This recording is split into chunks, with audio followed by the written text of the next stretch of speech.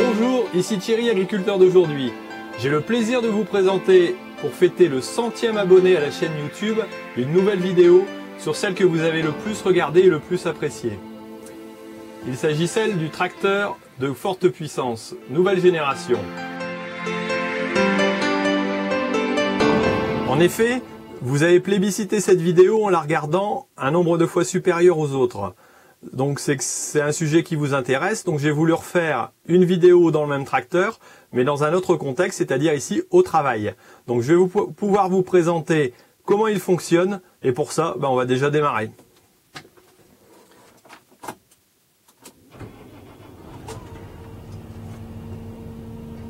Alors j'enlève le frein à main, j'enlève la sécurité de démarrage, je vais pouvoir commencer à lancer le tracteur. Je baisse l'outil, j'enclenche le GPS RTK, j'enclenche la vitesse automatique et c'est parti. Alors je vais redétailler un peu tous ces points-là pour qu'on puisse les revoir calmement et en voyant sur l'autre caméra ce que j'ai fait au niveau de l'écran de contrôle et du tableau de bord. Alors ici déjà, j'utilise le GPS RTK. On a pu le voir dans une des vidéos précédentes. Donc il s'agit d'un écran de contrôle qui me permet donc de diriger le tracteur.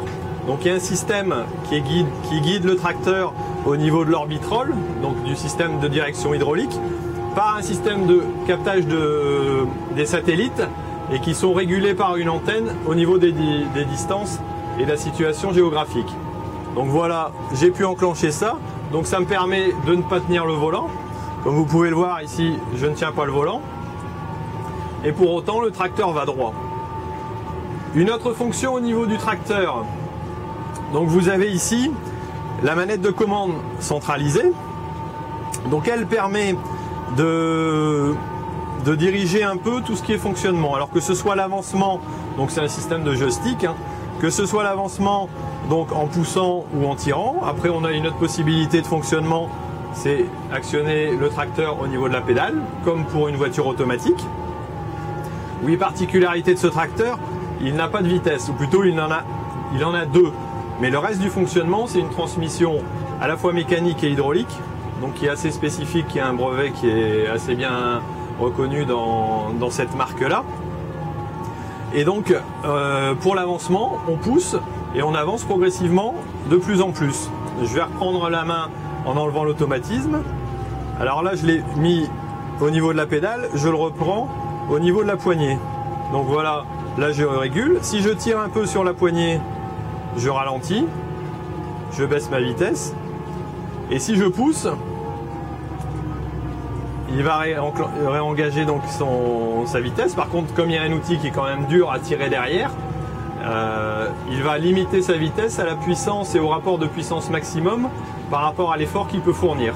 Donc on a une régulation automatique de la vitesse de ce tracteur. Alors ici, je désenclenche, je remets en mode pédale. Donc là, si je lâche la pédale, il s'arrête. Ici, je lève l'outil, arrivé en fin de course. Si je tourne le volant, je désenclenche directement donc, le système de guidage RTK. Je me remets en position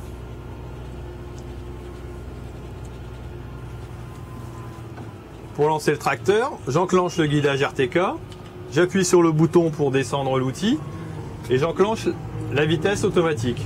Donc là, j'ai pas accéléré assez fort pour démarrer, donc ce qui fait qu'il a du mal à démarrer. Voilà, et j'ai pas enclenché non plus correctement les vitesses automatiques. Et là, ça y est, il est parti. Donc là, comme on peut le voir sur l'écran de contrôle, je suis en mode C2, donc je peux engager à 8,3 km/h. Bon, par contre, ma vitesse ici, actuellement, elle est de 7,7 km/h, étant donné que le tracteur ne peut pas fournir plus de puissance pour atteindre cette vitesse-là. Ensuite, ce que j'ai encore au niveau de mon écran de contrôle, c'est la hauteur du train arrière, donc de la partie relevage. Et ensuite, toutes les commandes hydrauliques. Donc là, j'ai le relevage avant.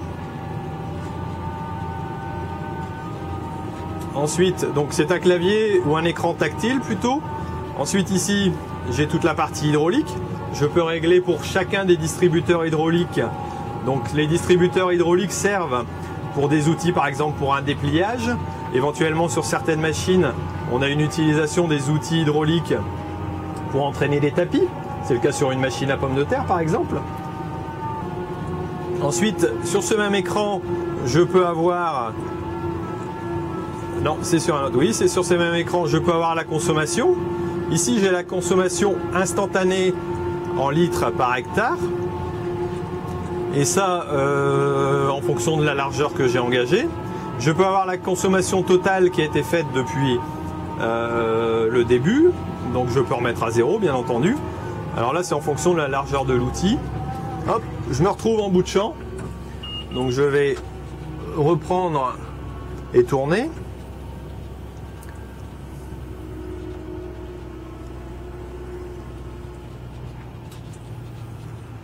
Je réenclenche mon GPS RTK.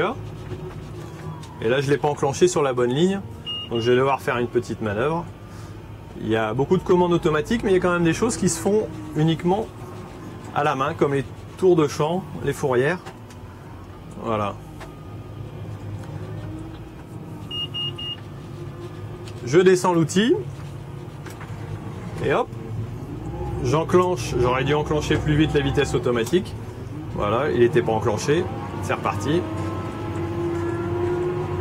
Et voilà.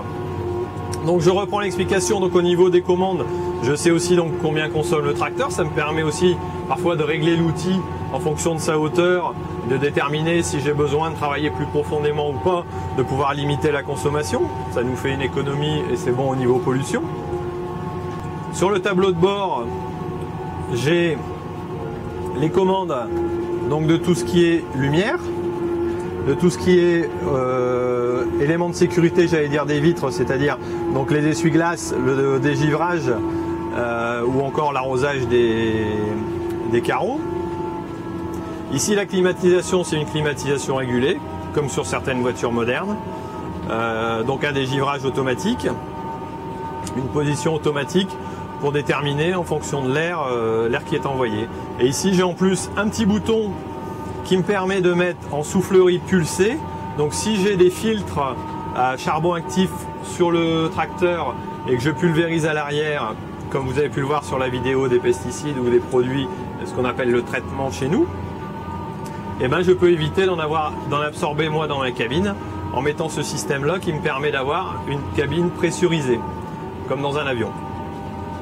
Et ici c'est les commandes de l'ordinateur de bord, donc qui me permettent d'atteindre certaines fonctions. Ici donc sur les commandes, je vous rappelle qu'on a le système de pont avant, donc c'est-à-dire que les 4 roues sont motrices.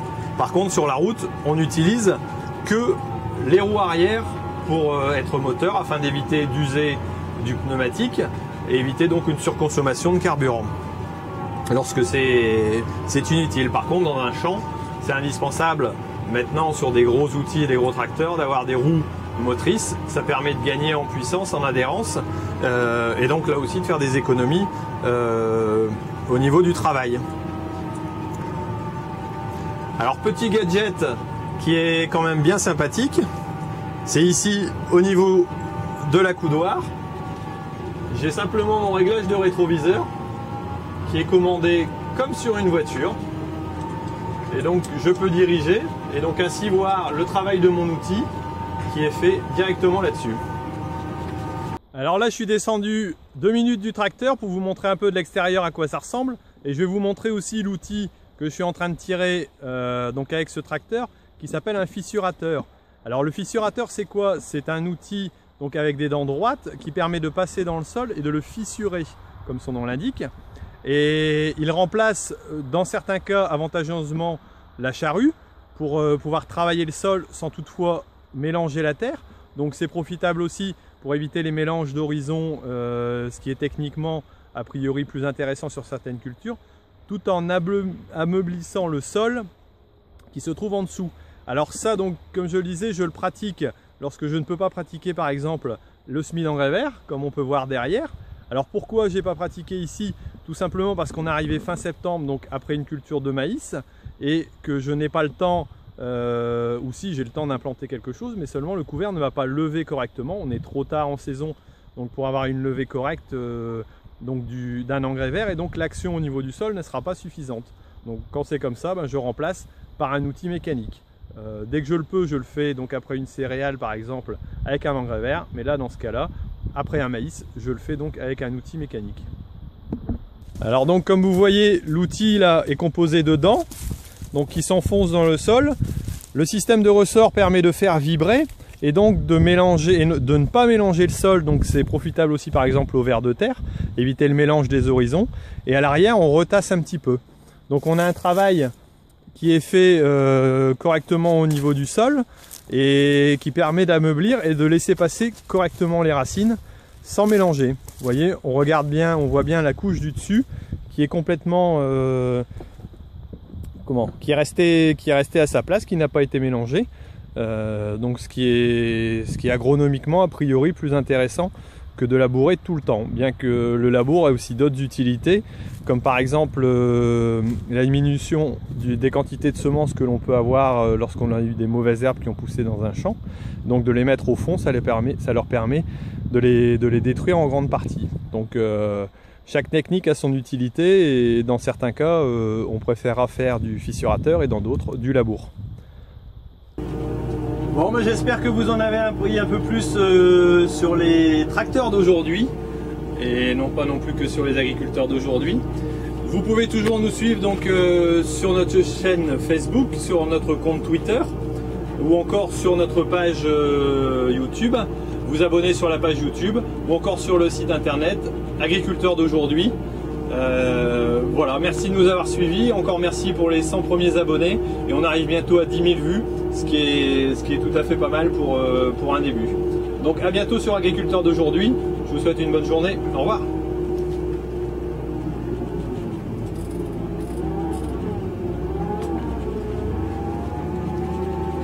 Bon, maintenant je vais pouvoir laisser le tracteur terminer tout seul, je pense qu'il a plus besoin de moi dès que tous les automatismes qu'il a.